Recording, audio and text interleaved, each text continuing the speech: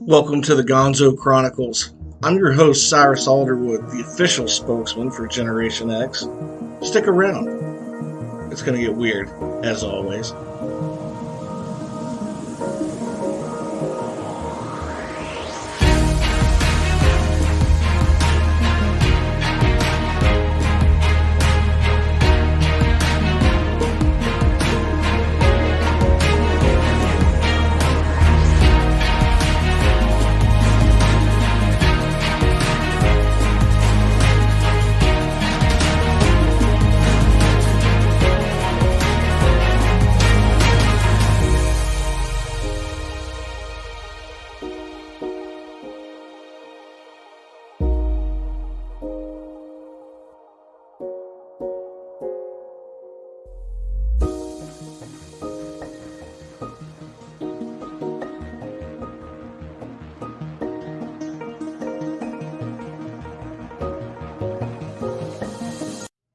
I was quite surprised today when I realized that what was trending on Google, or not Google, but Twitter, was the Doomsday Clock. Like, why is the Doomsday Clock trending on Twitter? And I couldn't figure it out. So, anyway, I go and find out. Actually, I start looking this up, and it looks like the folks who get together, the Doomsday Clock has been set to 90 seconds to midnight, the closest that it has ever been to annihilation. And I'm thinking, all right, the group that sets this doomsday clock, who the hell are they? And like, how did they figure out we're 90 seconds to midnight? So I watched the unveiling of this thing, and I thought, wow, I didn't know we were about to blow each other up and like die horrible deaths across the world, but hey, maybe, Vladimir Putin does still have bombs.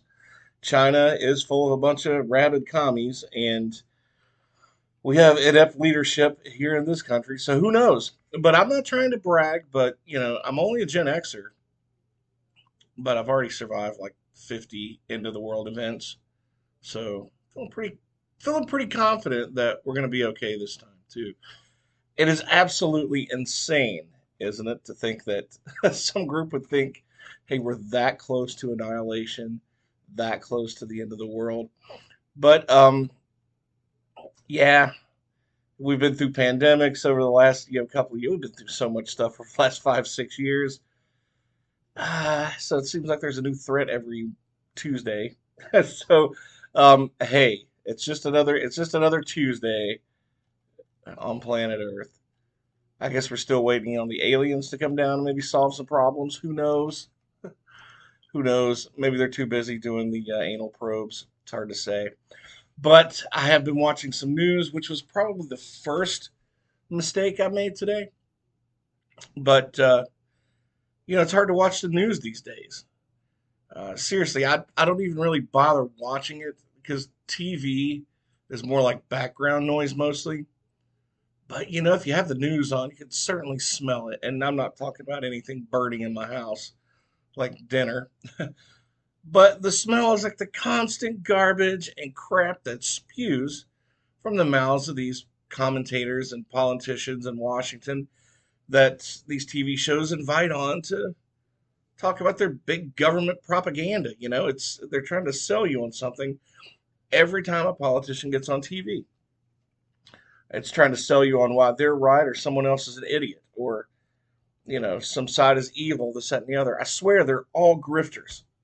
Every freaking single one of them. You could watch a politician or a political pundit talk on TV, or you can just go to the zoo and watch the monkeys. You'll see the same thing. Animals just flinging poo around everywhere, and you just have to do your best just to try not to get any of it on you. Like, that's irony, folks. Totally is. Especially if you watched anything over the last month from the election of the new Speaker of the House and how freaking long that took, all the way up to here recently when, not only they raided Mar-a-Lago back in the summer over classified documents that the president said he declassified, and he was negotiating to give back to the archives. They had to raid his house anyway, Trump's. But now Biden, they just found a sixth batch of top secret classified documents in an unsecured location in one of his homes. I'm waiting on them to actually go to University of Delaware, because he has a center there too. I wonder how many they're going to find there that's just open for anybody to go in and look at. But anyway, and Mike Pence, they found some in Mike Pence's home today. How about that? Former vice president. They're not even cleared to take that shit out of the classified rooms. But anyway, they found more documents in one of Joe Biden's many homes. And of course, if you remember after the Mar-a-Lago raid many months ago, he berated Trump, called him reckless, ignorant, whatever. And now we find out that Biden is at least 6 times as stupid and reckless. You can't make this stuff up. This guy and his crackhead son have probably left some pretty juicy stuff laying around for the Chinese Communist Party to find. I mean, don't they allegedly get a lot of money from the Chinese anyway? And I guess maybe the commies got what they paid for. So now the Democrats and their war machine, which is more or less to me like the mainstream media, they're all out with their knives out after the Biden family. I mean, you can watch MSNBC in the morning on Joe Scarborough's show, or it's called Morning Joe, him and Miko Brzezinski or whatever her name is. Anyway, they're out like just all over Biden and the family now. It's almost all of a sudden like mainstream media got, who knows, an order from somewhere to turn on the guy that they've been coddling and protecting for so long anyway. But they wanted Trump out and a Democrat in, and I guess this is what we get. And so anyway, it's like you watch DC, and it's like the levers of power is like an onion with so many layers, and it just leaves the rest of us like in the middle, the politically centrist, um, to foot the bill for this bullshit, and like we're left crying with eyes burning, like we're peeling an onion, and this foul odor that these people leave behind. And now that they're out to hang this guy and his son, which I think is the Antichrist, they're most likely frothing at the mouth for Harris to step in and be the first female president. But the only problem is that no one elected her for anything. Even in the primaries when she was running for the nomination for president, not only did she drag Joe Biden through the mud and call him a racist, and then he ended up giving her the VP nod, oddly enough, but she got less than 4% of the vote from her own party during the primaries. Even they don't like her. She's woefully unqualified. And after America catches a full whiff of this cackling laughter, where she laughs at absolutely nothing and at inappropriate times, they're going to wish that they had the old senile guy back. Now, eventually, they'll probably just wish they had Trump back. But, I guess mean tweets don't compare to this clown show. I'd say it's a no-brainer, but that would kind of be a little ironic, wouldn't it? But you can't make this stuff up, man. But I think one of the things that all these politicians, whether you love them or hate them or whatever, one thing they don't get, and they're never going to get, power doesn't last long. That's one thing these power-hungry, corrupted narcissists just don't get. Even Churchill was fired twice after, before even 5 years or so. That raging pervert Caligula, he was only around for 4 years. Him and Hunter Biden probably would have got along well. But even the Romans could only take so much drunken binges and so many of those orgies. But then I started to think, then again, Bill Clinton was around for 8 years with his cigar. Just diddling his cigar with interns, and his wife hasn't shut up ever since. And Obama and his mannish wife, they were there for 8 years, and they got a Netflix show. And so people still won't shut up about he, she, him, her, whatever. Life is stranger than fiction, folks. So maybe we're living in a really, really bad version of Lord of the Flies. I remember that quote from the movie and from the book. Maybe there is a beast. Maybe it's only us. Piggy was right, folks. If you haven't read Lord of the Flies, go pick it up. It's by William Golding. It'll change the way you look at politics and power anywhere, anytime. I double dog dare you to go check it out. So, it's kind of crazy where the news has gone.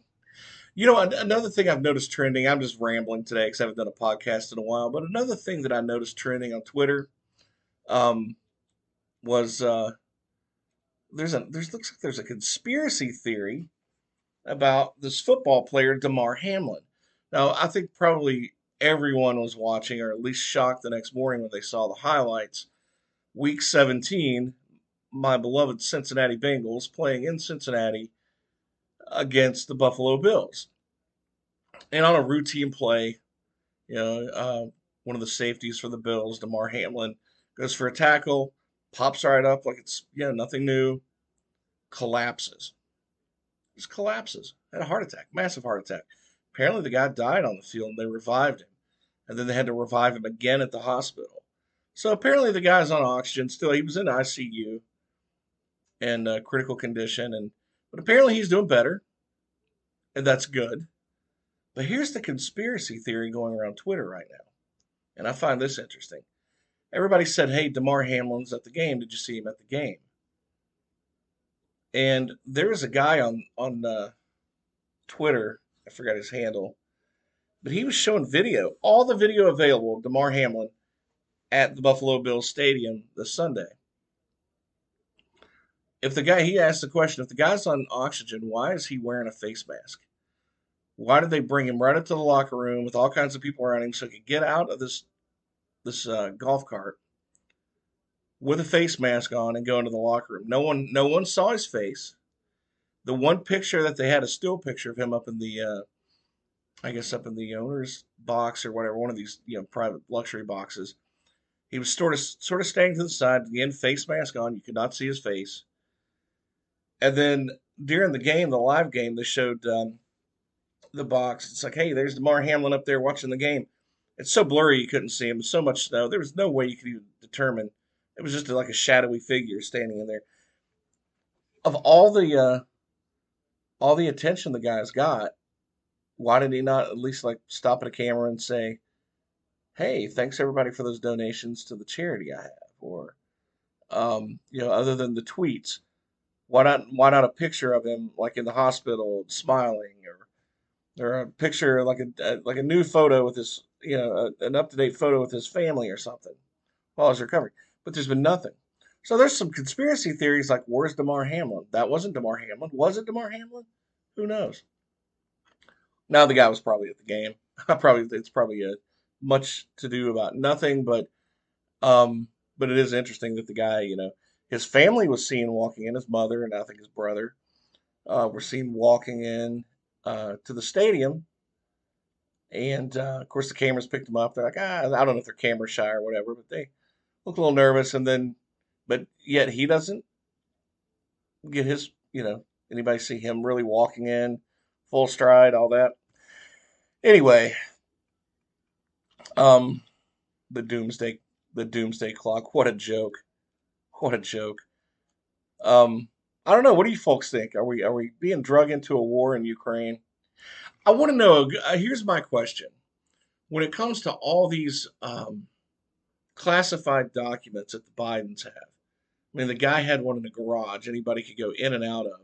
And apparently, according to news sources, I haven't verified this, but I've heard this on the news, that the amount of money that they paid rent on that home or mortgage on that home is like 49,000 a month on that property.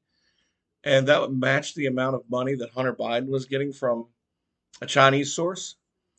So could anybody come and go in that home? Apparently Hunter Biden lived there. Could anybody come and go out of that home and go into the garage, look through classified documents? Were those classified documents, did they have anything to do with our military preparedness, our plans in, um, for defending Taiwan, or anything that's going to be relevant or useful to the Communist Party? Did they get what they paid for? Are they compromised? I think these are great questions. Is Ukraine just one big money laundering scam? I'd like to know. We know the Russians are insane. Well, not the Russians, but the guy that leads the country. Uh, Bit of an evil prick. One of the most corrupted countries on the planet. Like one and two are Russia and Ukraine, and government corruption and manipulation. So why do we keep sending money over there when it's not our fight? They've been fighting for hundreds of years over that area anyway. A lot of questions I'd love to have answered about these classified documents. Like, I don't need to know exactly what was in them, but what were they pertaining to? Have they compromised national security? Did they do it on purpose? Because if they're on the take from any organization in Chinese that may be backed by the Communist Party over there, we have a real problem on our hands, don't we? Yeah. And what the heck?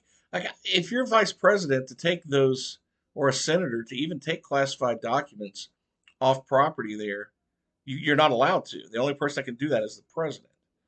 And the only way they can take it to their place is if they declass it. Or they have an area they call a skiff, apparently, where you can leave those documents in there where they're secured. Pence didn't have one. How did he get documents out of there? Even that criminal McConnell, that worthless turtle, he even said that he had no idea how anybody was even able to take documents out of a skiff and get them out of D.C. Like he's like, how is that even possible? But yet, I guess anything is possible in the world of Washington. Ladies and gentlemen, we are living an episode of The Lord of the Flies. Check it out, William Golding, great book. I'll be back probably a little later on, another day or two. I'm going to talk a little bit about some new writing projects I'm working on, and some. There's been a lot of information that came out on the unidentified aerial phenomenon. Really, some really interesting stuff that have been dropped and declassified, so that people can kind of review those documents. If you're in a hurry to check them out, go to the Black Vault. Go to theblackvault.com. You'll find everything over there. A lot of interesting stuff, folks. Thanks for tuning in to another episode of the freaking Gonzo Chronicles. If there's any topics or guests that you want to recommend for the show, touch base with me. Cyrus.alderwood@gmail.com. Yeah. Don't forget to follow my Substack. It's Substack. Let's see.